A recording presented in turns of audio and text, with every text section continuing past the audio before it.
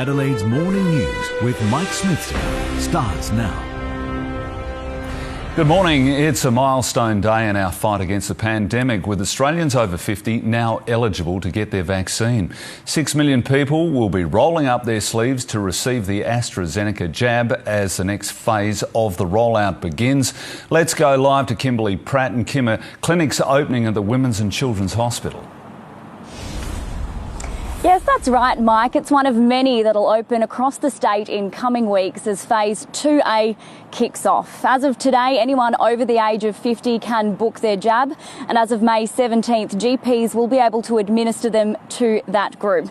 Now, the state government says SA has vaccinated more people per capita than any other mainland state, and authorities are hoping to see an immunisation surge as hubs open their doors from the Riverland to Elizabeth down to Noarlunga and Mount Gambier. And while local GPs have reported a steady decline in bookings following these blood clotting fears related to the AstraZeneca vaccine, South Australians do seem keen to get the jab as soon as possible. I booked mine in today, actually, yeah. Looking forward to it for the peace of mind, yeah. Seeing how the world is over in India and everything else, I think it's the way to go. If I got offered the chance to take it, I'd definitely take it, yes, because it's better than nothing. Now, we'll be speaking to Health Minister Stephen Wade in just over an hour, and he'll give us more details on what this next phase will look like. Back to you. Good on you. Thanks, Kim. Witnesses have told of the horrifying moment a tandem skydive almost turned to tragedy at McLaren Vale. 2 men were rushed to hospital after a parachute malfunction sent them crashing to the ground. Tim Yateman has the details. It was here in this vineyard at McLaren Vale where the scenic skydive came to a crashing end. It was just before 6 last night when horrified witnesses noticed something was seriously wrong. The pair was on a tandem jump from around 4,000 feet when it's believed a parachute somehow failed and became tangled in mid-air. Desperate to get to safety, the instructor opted to land suddenly in a row of grapevines off Field Street, nestled amongst homes and a caravan park. Paramedics raced to the scene and treated both men before they were taken to Flinders Medical Centre. The 41-year-old instructor remains in hospital with serious but non-life-threatening injuries. The 27-year-old has been discharged. Witnesses say it's incredibly lucky the pair survived. To walk away, extremely lucky. We're lucky he didn't land on a post or something in the vines. Police and safe work investigators spent several hours at the scene trying to determine exactly what went wrong. Several other skydivers landed safely at a nearby football oval. A man will face court today accused of mugging an elderly man, then pulling a knife on a Good Samaritan who chased him. The victim was waiting at a cab rank when the attacker stole several $100s from him on Thursday morning. A woman chased the thief through a shopping centre but gave up when she was threatened with a blade. A 25-year-old Pennington man was arrested on Friday night. Police are hunting an armed robber who held up a service station at Evandale this morning. He stormed the OTR on Portrush Road just before 5 a.m, armed with a large kitchen knife, before threatening staff and fleeing with cash. He's described as being in his mid-20s and was wearing black pants, a grey hoodie and a Nike backpack. Police are urging anyone with information to come forward.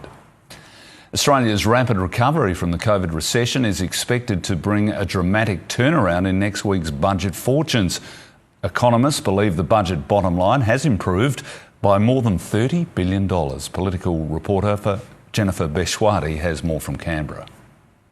Well, more jobs, more consumer spending and high iron ore prices are the reason why next week's budget will include much better numbers than previously expected. More than 90,000 people have also come off welfare since the JobKeeper wage subsidy ended in March, meaning the government has more money to spend on new measures. It's expected a major package for the aged care sector, upwards of $10 billion, will be the centrepiece of the budget. Already announced measures include $1.7 billion for childcare, extending subsidies for families with more than one child, more money for defence, extending the low and middle income tax offset, and more money for women's services. Labor says the so-called red-hot recovery is due to Australians doing the right thing during the pandemic. The economy is recovering despite the government, not because of the Morrison government. The recovery would be stronger if Scott Morrison wasn't stuffing up the vaccine rollout. But despite the improved budget bottom line and soaring debt, Treasurer Josh Frydenberg has ruled out switching strategies to budget repair, insisting now's not the time to make cuts. Prime Minister Scott Morrison has defended the decision to threaten jail time for Australians returning from India. The federal government has been criticised for the tough new rules, with some suggesting it breaches human rights. With India recording upwards of 400,000 cases every day, the PM says the decision is based on health advice and he has the support of state premiers. This is a temporary arrangement. It's being put in place to ensure that we do not get a third wave here in Australia, and that our quarantine system can remain strong. The travel ban comes into effect today. More than 9,000 Australians are registered trying to get home. A Pakistani man who escaped a foreign livestock ship and went on the run in Queensland has been caught. He handed himself into police this morning after triggering a major manhunt. Tamara Bowe has more.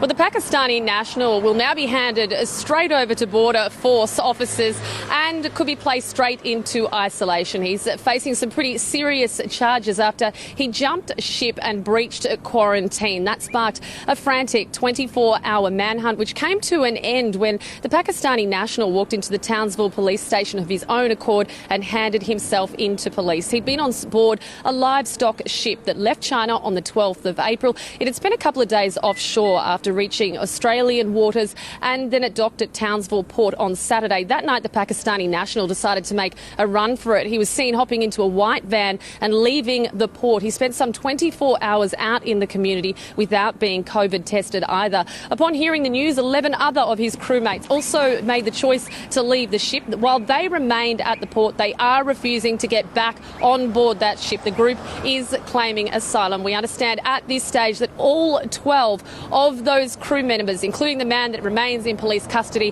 have had their visas revoked.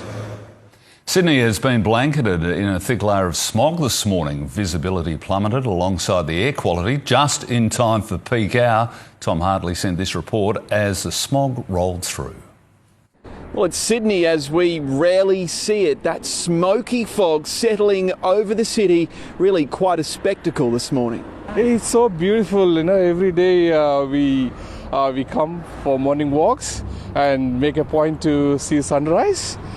Today we're just missing it, but it's so lovely, it's so beautiful. You really can't see ahead. I was expecting to see a sunrise. There's still a distinct smell in the air. We're told as that fog moved across Sydney, it picked up residual smoke from those ongoing hazard reduction burns, lingering a bit longer in the city's west. The air quality and asthmatics suffering as a result. Luckily I don't have asthma, but yeah, I do notice it.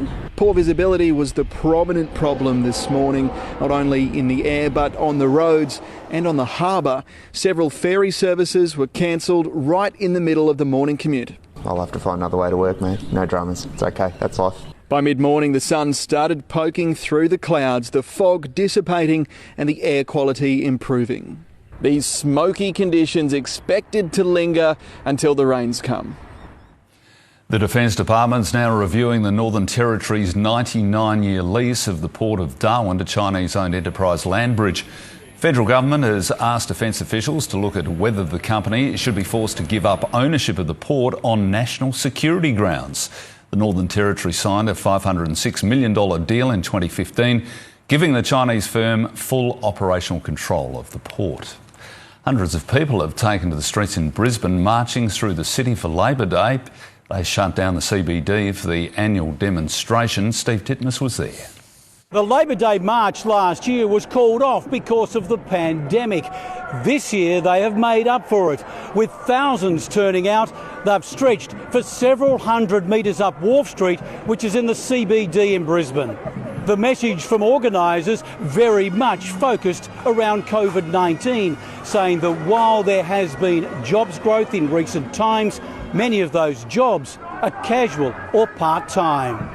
It's shocking. It's shocking. Permanency's going out the window. They're trying to Americanise this country, where everyone's got to have 3 jobs to survive. I think today is probably the most important day for essential workers. You know, we get to come together and celebrate everything that the working class has achieved together.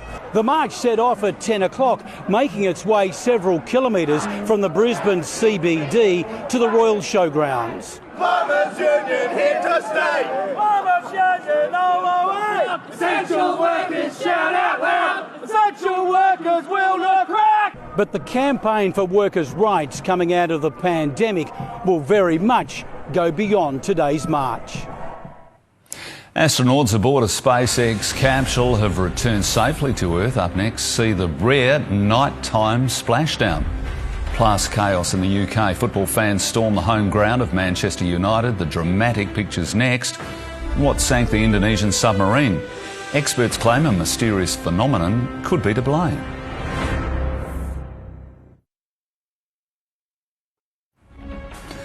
You're watching 7's Morning News live from Adelaide. It's great to have your company. The street art in Kilkenny is bringing a touch of colour to the otherwise grey day ahead. It's currently 17 degrees there. Massive tree limb has caused extensive damage to a unit at Kensington Park. Came crashing down on an attached garage into Brook Avenue just before 7 last night. Luckily, no one was inside the garage at the time. The 4 astronauts aboard the SpaceX Dragon capsule Resilience have safely returned to Earth. They landed in a rare nighttime splashdown not seen for decades. Tim Lester reports.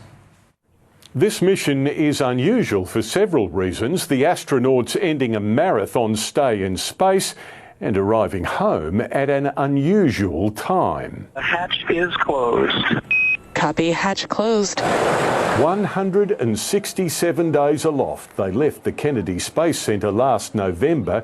Dragon, SpaceX on the big loop, all hooks open and nominal. Here, leaving the International Space Station. And copies, we see separation. For a 6.5-hour journey to the Gulf of Mexico. And it looks like those might be our drogue chutes. The 4 astronauts, 3 Americans and 1 from Japan, were to return last week, though high winds in the Gulf forced a change of plan to the first US splashdown of a returning space crew in darkness. Seconds away from splashdown, everything nominal aboard Crew Dragon Resilience returning to Earth. For more than half a century. Apollo 8 returned at night in late 1968. SpaceX is now building a new capsule for its next scheduled mission, taking astronauts to the space station, set for October. Amazing stuff.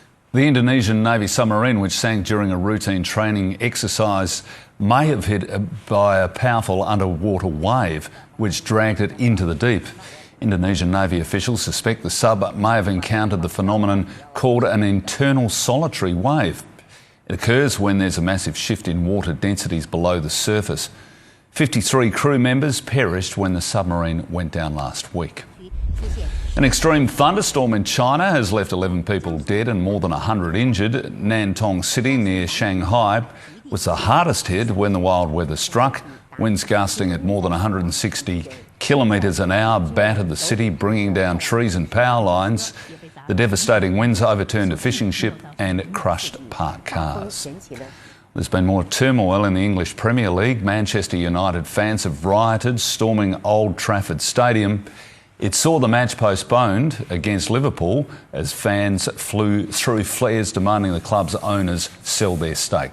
Sarah Greenhalgh has more. Well, this was supposed to be a title-deciding match between Manchester United and Liverpool at Old Trafford, but we didn't see any players, only protesters. Hundreds of Manchester United fans storming onto their own field, climbing onto the goalposts, kicking some goals, letting off flares. This is said to have been an unprecedented security breach. It started off outside the stadium. Other fans also went into the city centre, blocking the coaches of both of these teams from leaving their hotels. Manchester fans are demanding change at the very top. They want to see change to the ownership. The American Glazer family took over United back in 2005. They are billionaires who also own the NFL's Tampa Bay Buccaneers. Manchester United fans have never liked the Glazers, but the discontent has reached an all-time high after the absolute mess that was the European Super League a few weeks ago, with United being one of 6 English Premier League clubs who tried to form that breakaway competition. Police and the Premier League decided that the best thing to do for everyone's safety and security was to postpone that match. Authorities eventually managed to get it under control after a few clashes, but there are some questions being asked about how long it took police to arrive. Still to come on 7 News, both the Crows and Port Adelaide hope to welcome back key players for Showdown 49. And Aussie Jack Miller overcome with emotion after his drought-breaking MotoGP win.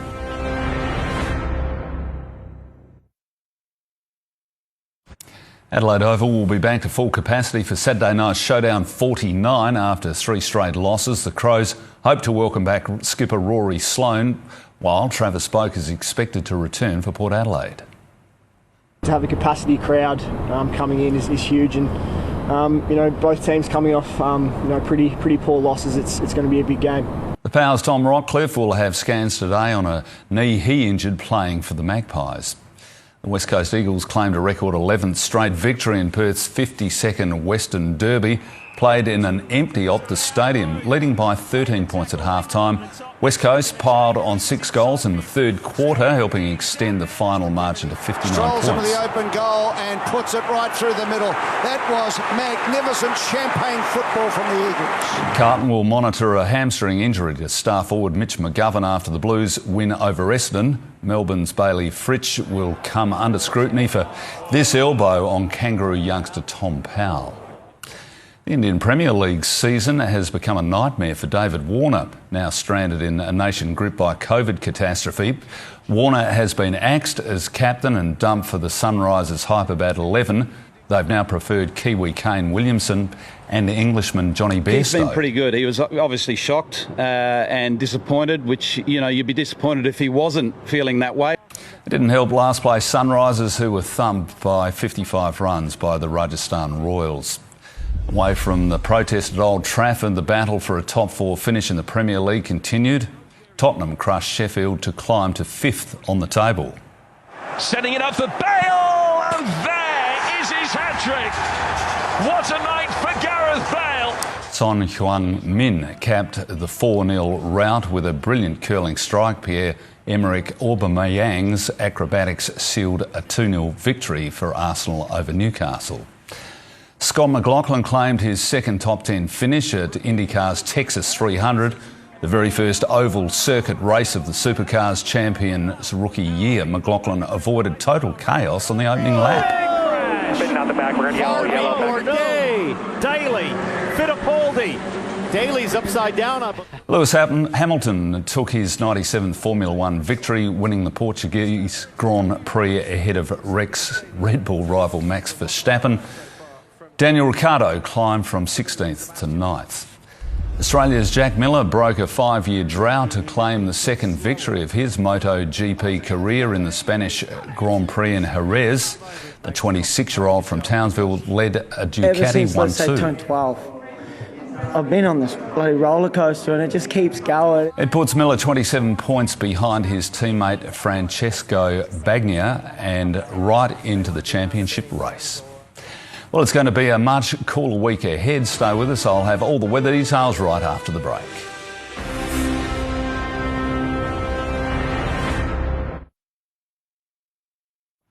An eastern humpback whale has been spotted off Dover Heights in Sydney. Each year from April, the coastline comes alive with humpback whales as they head north for the warmer weather during winter. During their annual migration, they travel 10,000 kilometres. The Duke and Duchess of Cambridge have released a photo of their daughter Princess Charlotte to mark her 6th birthday. The photo, like Charlotte's other birthday portraits, was taken by mum Kate at the family's Norfolk home. The young princess seems quite at home in front of the camera, giving her best birthday smile. Very cute too. Now taking a look at the day's weather, a chance of light showers today, mostly around the hills, heading for 20 degrees in the city. Around the state, 22 degrees in Roxby Downs, cloudy, 20 in Port Augusta, much the same in Port Lincoln, 21 in Renmark, in Mount Gambier, just 16 degrees and showers. Interstate, possible showers in Brisbane, 25, foggy in Sydney, 26, 19 and showers in Melbourne and sunny and 26 in Perth. Back home, a cool week ahead. Cloudy tomorrow, just 18 degrees. 19 on Wednesday, possible showers on Thursday and 21. More showers Friday, continuing into the weekend. Well, that's all the news for now. I'll be back with our next main bulletin at 4, and Jane will have all the day's top stories at 6. Bye for now.